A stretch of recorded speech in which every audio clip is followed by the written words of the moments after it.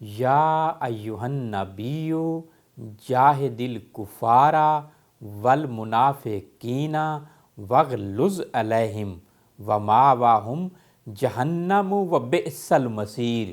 اے پیغمبر صلی اللہ علیہ وآلہ وسلم، کافروں اور منافقوں سے جہاد جاری رکھیے اور ان پر سختی کیجیے، اور ان کا ٹھکانہ دوزخ ہے اور وہ بہت ہی بری جگہ ہے۔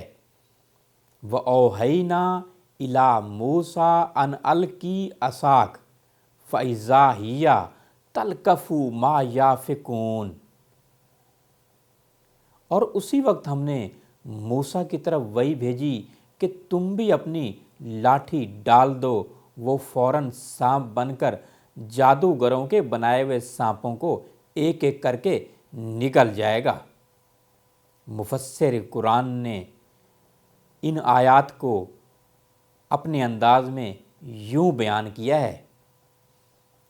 حضرت علامہ اقبال فرماتے ہیں، ہر زمانے میں دیگر گوں ہے طبیعت اس کی، کبھی شمشیر محمد ہے کبھی چوب کلیم۔